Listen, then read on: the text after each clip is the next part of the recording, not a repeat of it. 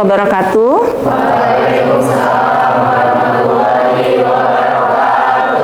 Oke, hari ini kita kuliah apa?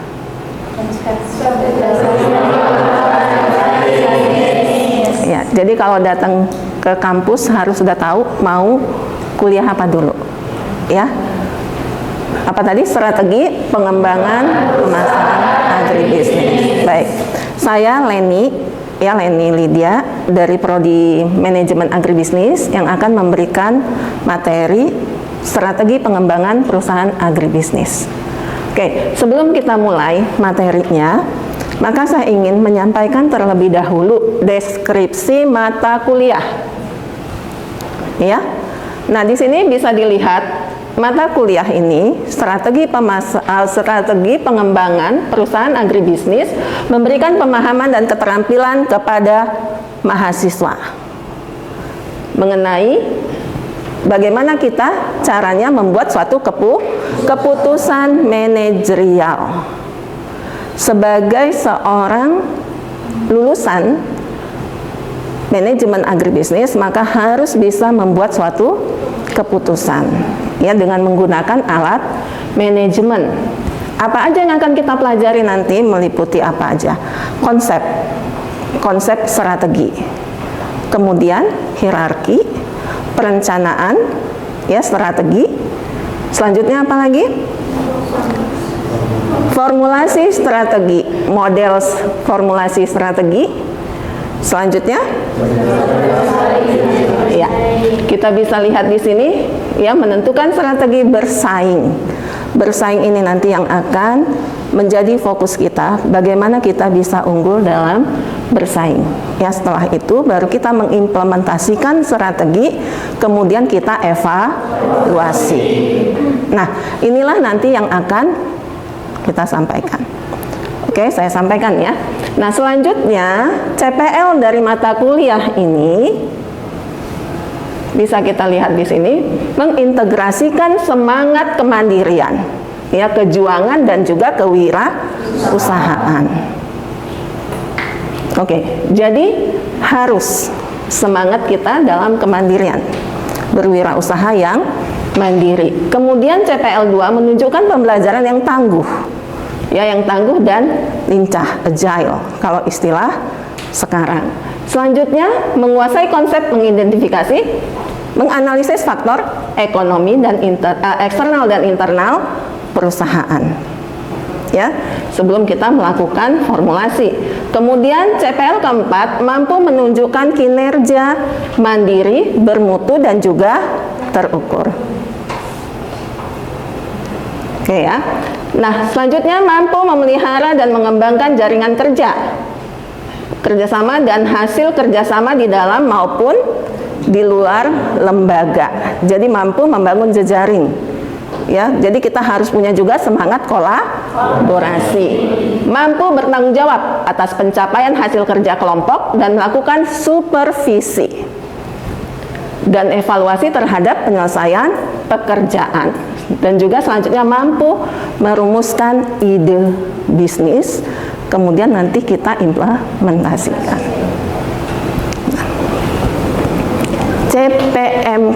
CPMK itu adalah capaian mata kuliah, ya. Kalau tadi capaian program studinya. Nah, CPMK ini kita lihat ada MK2, ya. Mampu merumuskan faktor eksternal dan internal perusahaan, merencanakan bisnis baru, dan pengembangan bisnis pada perusahaan agribisnis. Kemudian mampu mengimplementasikan suatu keputusan, dan juga kita mampu mengevaluasi.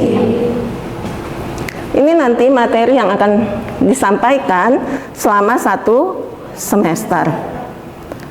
Minggu pertama hari ini itu adalah mempelajari tentang konsep strategi. Jadi sebelum kita memulai pembelajaran dan kita bisa memahaminya, kita harus paham dulu konsep strategi itu apa. Gitu. Oke, paham? Nah, selanjutnya baru kita mempelajari hierarki strategi pada pertemuan atau minggu kedua. Minggu ketiga yang kita pelajari adalah perencanaan strategi. Minggu keempat formulasi strategi 4 dan 5 ya. Jadi ada 2 kali pertemuan. Karena yang bahannya itu banyak, maka 2 kali pertemuan, 2 minggu ya.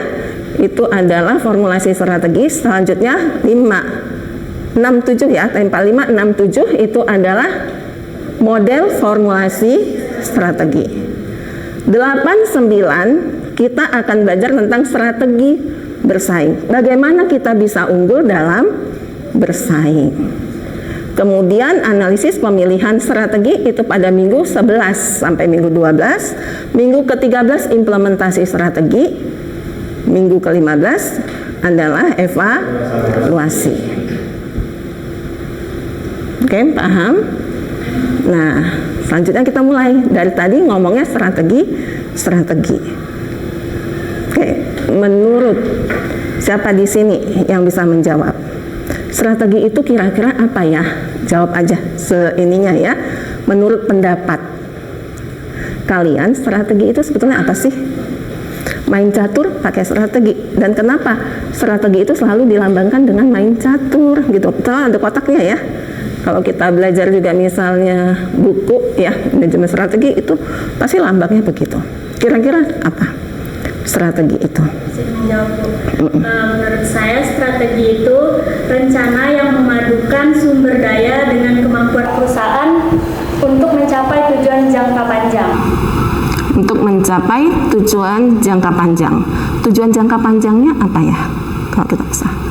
Keberlangsungan perusahaan itu Bu, untuk tetap bertahan dari ancaman kompetitor. Untuk mampu bertahan dari ancaman kompetitor. Ya, jadi pesaing, kompetitor. Tadi kan selalu disebutkan seperti itu. Ya. Jadi bagaimana kita dengan apa yang ada, sumber daya yang ada dalam perusahaan itu dan kemampuan, capabilities ya. Resource dan capabilities perusahaan itu mampu membuat strategi jangka panjang dan dia mampu berkompetisi, menang dalam bersaing. Nah, itu banyak nanti ya akan kita pelajari pada strategi-strategi berikutnya. Nah, sekarang saya sampaikan apa itu strategi. Di sini sampaikan sebuah rencana yang komprehensif, ya benar tadi, yang mengintegrasikan di sini segala resource, semua resource, sumber daya dan juga capabilities, kemampuan dari perusahaan yang mempunyai tujuan jangka panjang untuk memenangkan kompetisi. Jadi benar tadi jawabannya, gitu ya. Nah, kemudian rencana mengandung cara komprehensif dan integratif, terintegrasi, terkait saling bersinergi, dapat dijadikan pegangan untuk bekerja, berjuang dan berbuat guna memenangkan kompetisi. Bagaimana kita bisa unggul dalam bersaing? Bagaimana kita bisa menangkan kompetisi? Nah, sebetulnya kalau kita berbicara ini, strategi itu diperoleh, asal muasal strategi itu sebetulnya kalau kita lihat sejarah itu adalah diturunkan dari teori-teori militer. Bagaimana bisa menang? Ya, kalau kita lihat kemarin Israel dengan Gaza, gitu kan, kemudian Iran dengan Israel. Nah, siapa yang menang itu tergantung dari strategi. Apa supaya dia bisa menang dalam peperangan tersebut? Nah, inilah ilmu inilah, teori inilah yang diturunkan ke dalam bisnis. Kalau kita bersaingnya bukan perang, tapi bukan perang itu melawan negara ya, tapi melawan pesaing. Karena kalau dalam bisnis, hari ini kita punya inovasi, kemudian kita jalankan, besoknya pesaing-pesaing sudah muncul, benar nggak? Benar kan? Nah, malah pesaingnya nanti jauh lebih baik dari kita. Kita nggak boleh diam aja, kita harus punya strategi bagaimana bisa menang. Gitu. Oke? Nah, kalau saya tanya, misalnya kemarin waktu pandemi ya, pernah kan ngerasain pandemi, itu pasti dengar kan banyak sekali perusahaan-perusahaan yang bangkrut. Itu kan di luar prediksi sebetulnya. Tapi justru ada perusahaan yang semakin maju. Bagaimana dia bisa maju? Nah, itu tergantung daripada strategi. Itu harus fleksibel. mengikuti kondisi. Maka yang disebut dengan faktor eksternal. Bagaimana faktor eksternalnya? Dan bagaimana kemampuan kita, internal kita untuk membuat strategi tersebut supaya kita bisa bertahan. Bertahan aja udah bagus pada saat itu, gitu. Nah, ini dampaknya kita udah lebih baik ya. Sekarang perekonomian kita juga lagi tidak stabil, gitu kan? Nah, apa? Pernah dengar nggak? Ada nggak saat kita anggap menurut kita udah selesai pandemi, selesai nih. Ternyata sekarang masih ada juga perusahaan yang bangkrut. Kira-kira siapa yang bisa menjawab? Perusahaan apa? Jadi perusahaan Del Monte, Bu. Del Monte. Del Monte. Kenapa Del Monte? Karena memiliki utang dagang yang tidak bisa dibayarkan. Ya, Del Monte. Del Monte itu kita tahu kan, semua pernah lihat produk Del Monte kan, biasa di supermarket pasti ada itu di mana-mana. Ya kan, Del Monte. Itu usianya sudah 138 tahun. Rasanya nggak mungkin untuk bangkrut. Kenyataannya bangkrut. Kenapa? Jejak pandemi, masyarakat semakin sadar akan kesehatan. Gaya hidup sehat semakin meningkat. Orang nggak mau lagi makan makanan kaleng, instan, gitu. Menghindari itu dan ternyata berdampak kepada Del Monte. Permintaan semakin menurun. Benar nggak? Nah, permintaan semakin menurun. Kalau dalam teori pasti pernah dengar juga kan, PLC, Product Life Cycle. Ya, itu berarti dia sudah fase apa itu? Kalau Product Life Cycle, maturity.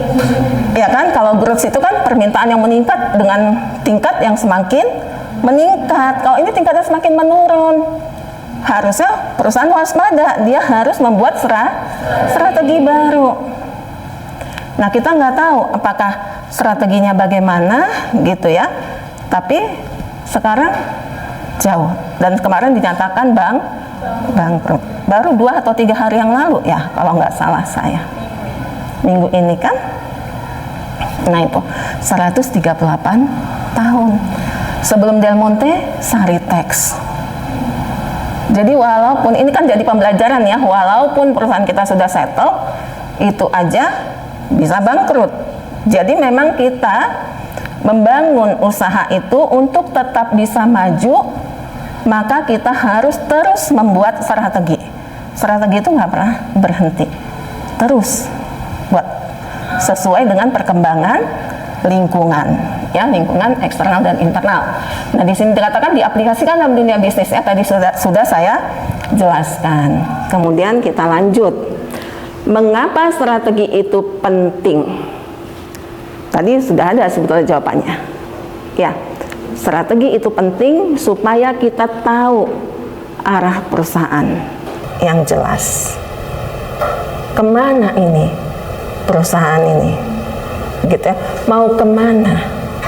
Tentu kalau mau kemana, berarti kita harus tahu juga apa visi dan misi. Nah, itu nanti dipelajari pada minggu ke-3. Oke, ini kan kita belajar konsep ya, supaya kalian tahu ngapain sih kita harus belajar ini. Nah, sebagai roadmap dalam mengambil suatu keputusan, ya, dan menyediakan sumber daya, beradaptasi dengan perubahan, dan memastikan perusahaan tetap fokus mencapai tujuannya. Nah, bagaimana menyusun strategi? Pertama yang kita lakukan adalah merencanakan tindakan. Apa yang harus kita lakukan? Kemudian mencapai tujuan. Jadi satu perusahaan harus mempunyai tujuan. Kalau secara umum, tujuan perusahaan itu apa? Keuntungan. Saya selalu katakan, kita bukan keuntungan, tapi keuntungan dengan keuntungan maksimal dengan biaya minimal, efisiensi. Kalau kita hanya keuntungan aja kan itu bisa apa?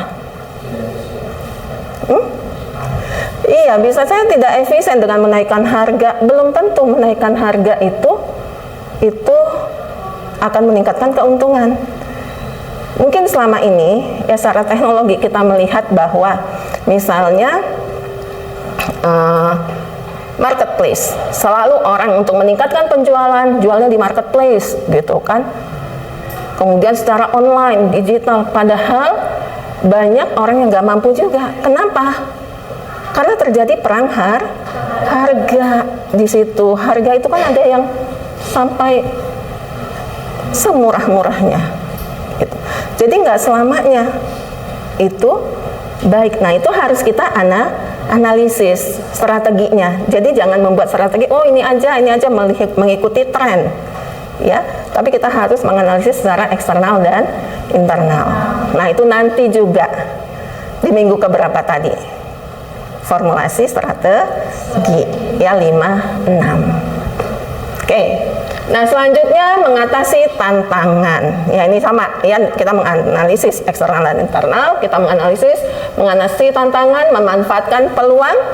Nah, sehingga kita bisa merumuskan dan kita bisa mengalokasikan sumber daya supaya mendapat keuntungan maksimal dengan efisien, biaya minimal. Oke. Nah, ini ya, merencanakan tindakan. Kita lihat, menetapkan tujuan yang jelas dan terukur.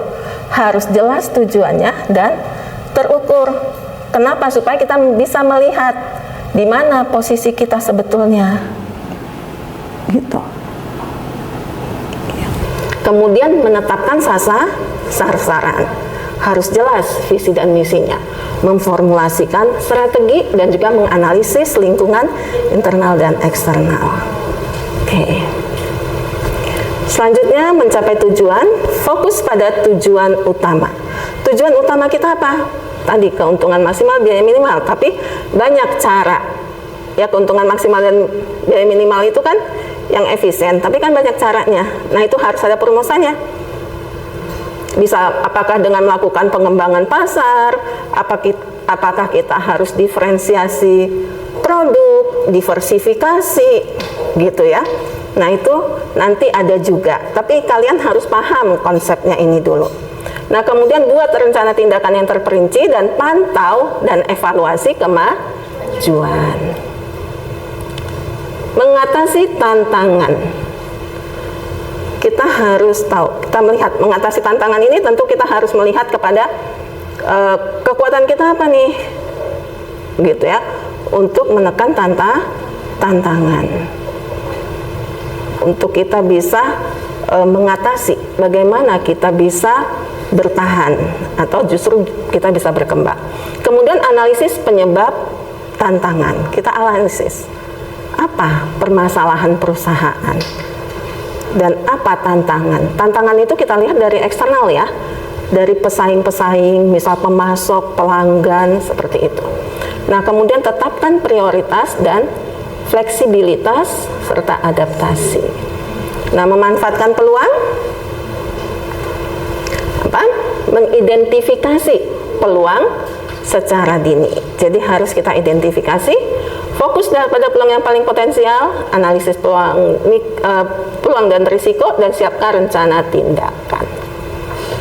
Kemudian kita mengalokasikan sumber daya. Ini nanti dijelaskan di pertemuan berikutnya ya, tapi secara konsep kalian harus paham dulu. Identifikasi sumber daya yang dibutuhkan, analisis ketersediaan sumber daya, dan prioritaskan penggunaan sumber daya, fleksibilitas dan adaptasi. Nah, ini yang harus kita lihat. 3 karakteristik keputusan strategi. Ada rare, unik, dan khas gitu. Ya. Keputusan strategi tidak biasa, unik itu tidak biasa, langka, khusus. Jadi yang punya cuma kita aja, nggak dipunyai oleh orang lain, ya kan? Yang tidak dapat ditiru. Contohnya apa ya kira-kira? Tagline? Kenapa tagline? Karena yang menggunakan hanya satu produk itu saja, tidak bisa digunakan ke produk lain. Jadi ketika seseorang ataupun menyebutkan tagline tersebut, langsung kepikirannya ke satu produk.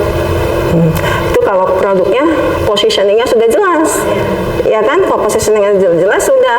anggap di benak konsumen kan, gitu. Tapi kalau misalnya saya katakan unik dan khas, itu kan tagline itu untuk menyampaikan keunikan dari produk kita, ya kan? Itu tagline.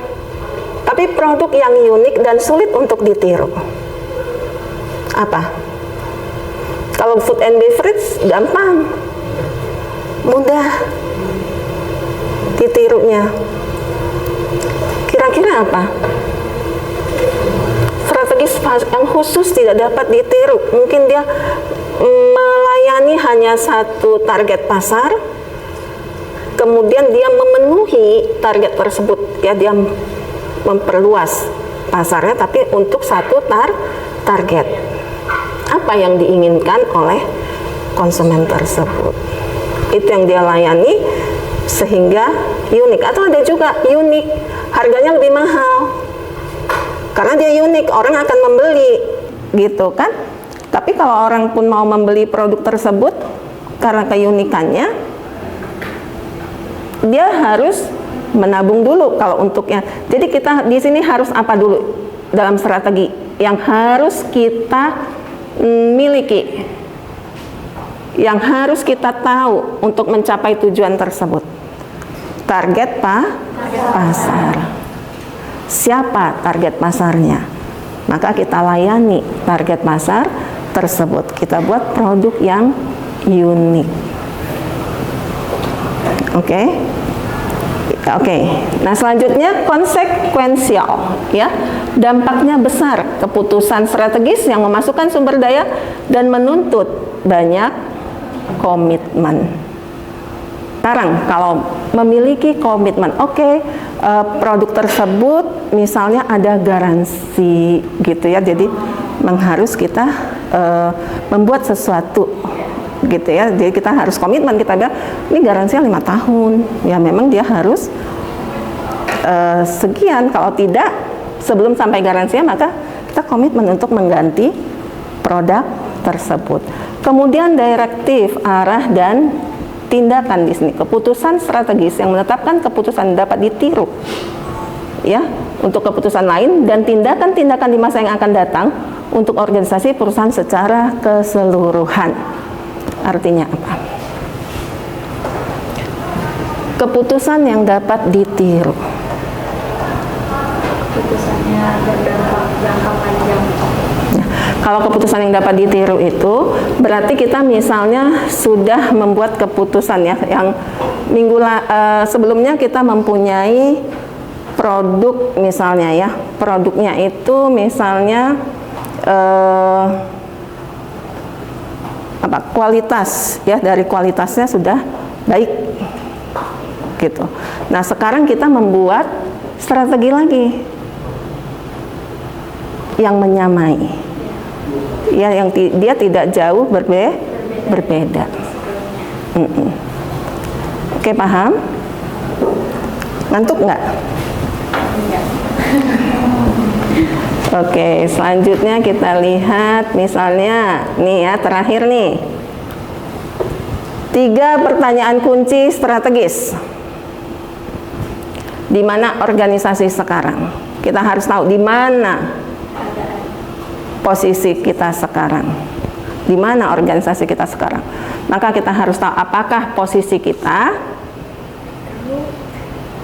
growth, ya. Kalau di product life cycle kita bisa lihat yang tingkat kenaikannya itu semakin meningkat. Apakah kita growth, kita mature, atau kita masih pada introduction, ya, kalau kita lihat dari product life cycle. Nah, apakah selama ini juga kita masih bertahan, misal seperti itu, ya. Nah, ini kalau product life cycle masih pada ingat nggak sebelumnya? Itu dipelajari di mata kuliah apa? Kelayakan bisnis. Kelayakan bisnis, manajemen produksi, ya, lupa kan. Nah, itu harus diingat-ingat, ya. Jadi di manajemen produksi itu kan semester 4, ini kita sekarang sudah semester 5. Nah, jadi jangan nanti yang semester 4 kita lupa, gitu ya. Nah, saya anggap sudah tahu, nanti sampai rumah baca lagi tuh apa itu product life cycle. supaya kita tahu di mana posisi kita sekarang. Apakah di sini ya kita harus berubah atau tidak? Nah, dilihat jika tidak ada perubahan yang dibuat, di mana perusahaan akan berada dalam 1 tahun, 2 tahun, 3 tahun, 4 tahun berikutnya. Apa ini yang harus kita lakukan? Apa jawabannya? Nah, sebetulnya perusahaan-perusahaan itu juga mereka sudah melihat jauh ke depan. Makanya kan biasanya desain atau nanti apa yang akan dikeluarkan tahun 2026, 2027 itu sekarang udah ada. Gitu. Oke? Nah, maka kita harus bisa mengikuti itu. Harus fleksibel. Jika jawaban tidak dapat diterima, tindakan khusus apa yang sebaiknya dilakukan oleh manajemen? Kita 3 tahun ke depan ini bahaya. Kenapa? Orang-orang hidupnya sehat, gitu ya. Sementara produk kita minuman yang menggunakan pengawet, seperti itu. Yang selama ini dianggap tidak sehat dan selalu disebut-sebut gitu di berita-berita. Ini kita menjadi ancaman 2 tahun, 3 tahun ke depan. Apa yang akan kita lakukan? Nah, itu harus segera lakukan analisis eksternal dan internal. Nah, nanti akan kita pelajari pada pertemuan-pertemuan berikutnya. Oke, sampai di sini ada yang mau ditanyakan? Sudah paham atau belum? Sudah paham? Oke, kalau tidak ada pertanyaan, ya sudah dipahami, kita sudahi pertemuan pada hari ini. Ya, sampai ketemu lagi pada pertemuan berikutnya minggu depan. Assalamualaikum warahmatullahi wabarakatuh. Waalaikumsalam.